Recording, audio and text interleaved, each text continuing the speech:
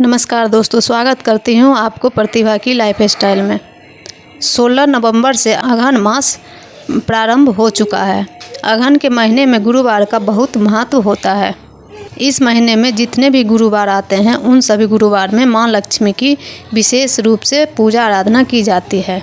कहा जाता है जो भक्त गुरुवार के दिन माँ लक्ष्मी की आराधना करते हैं, माता लक्ष्मी उनके घर में अस्थायी रूप से निवास करती हैं और इसीलिए अगहन मास के जो गुरुवार होते हैं वो बहुत महत्वपूर्ण होते हैं।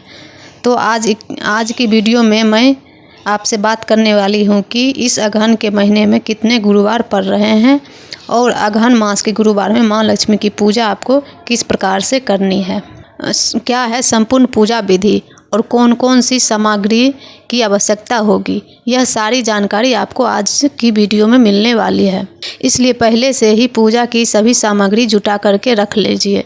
अगर आप लोग जानते हैं विधि तो अच्छी बात है, और अगर आप पहले बार इस व्रत के बारे में जान रहे हैं तो सभी बातें नोट कर लीजिए। ऐसा कहा जाता है कि जो भक्त अगहन मास में गुरुवार के दिन माँ लक्ष्मी की आराधना करते हैं उनके घर में कभी भी गरीबी नहीं आती और माँ लक्ष्मी की कृपा सदैव उन पर बनी रहती है। इस साल 16 नवंबर से अगहन मास प्रारंभ हुआ है और पहला गुरुवार 21 नवंबर को है। अगहन मास का दूसरा गुरुवार 28 नवंबर, तीसरा गुरुवार 5 दिसंबर को है और चौथा गुरुवार होगा 12 दिसंबर 2024 को। यह चारों गुरुवार आपके लिए वरदान के समान है और आपके चारों गुरुवार में माँ लक्ष्मी की विशेष रूप से पूजा आराधना करनी चाहिए।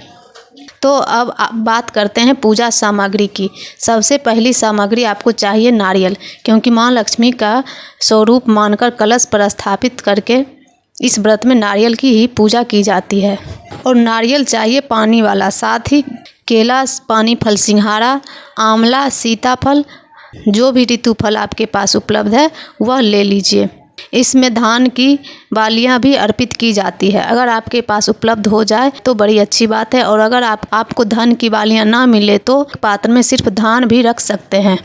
साथ ही हरे आंवले चाहिए, पान का पत्ता, लौंग, इलायची, सुपारी, पूजा के लिए एक चौकी पे बिछाने के लिए एक कपड़ा, बाकी सामग्री जैसे कि धूप, दीप, अक्षत, फूल, रोली, मौली, ये सभी भी चीज़ें। अब बात करें पूजा विधि के बारे में, तो देखिए इस व्रत में पूजा से एक दिन पहले ही पूजा की तैयारी कर ली जाती है। जैसे कि बुधवार के दिन ही घर की अच्छे से साफ़ सफाई की जाती है। फिर बुधवार के शाम के समय घर के मुख्य द्वार को गोबर से लिपा जाता है। अब देखिए हर जगह गोबर तो मिलता नहीं है, तो आप पानी से छींटे देकर या फिर पानी से मुख्य द्वार को अच्छे से धोकर साफ कर लीजिए। चावल के आटे के घोल से जो ऐहपन बनता है उसमें भी घर के मुख्य द्वार को सजाकर वहां पर आप पूजा की चौकी लगा सकते हैं। ऐहपन घर के मुख्य द्वार से शुरू करके और जहां पर आप पूजा की चौकी लगा रहे हैं वहां तक आपको महालक्ष्मी जी का पद चिन्ह बनाने होते हैं। इस प्रकार से माँ लक्ष्मी के पैरों का निशान बना लीजिए। आप चाहे तो स्वास्तिक भी बना सकते हैं या कोई रंगोली भी बना सकते हैं। मुख्य द्वार को अच्छे से सजाइए ताकि गुरुवार को महालक्ष्मी आपके घर में आए।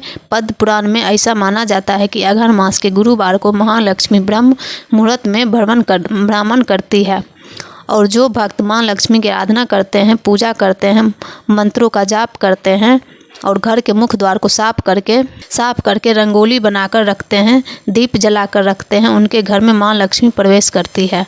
इसलिए आप सुबह ही गुरुवार को सुबह उठकर स्नान कर लीजिए और स्नान करने के बाद पूजा आराधना शुरू कर दीजिए। गुरुवार को सुबह उठकर आपको पूजा स्थल पर कलश की स्थापना करनी है। केले के पत्ते से या फिर आम के पत्ते से तोरण सजाकर माँ लक्ष्मी की प्रतिमा को विराजित करें। इस व्रत में हाथी का भी बहुत महत्व होता है, मतलब हाथी मिट्टी की होती है या फिर लकड़ी का हाथी विराजमान करके पूजा करें। आप चाहे तो चांदी का भी हाथी भी ले सकते हैं।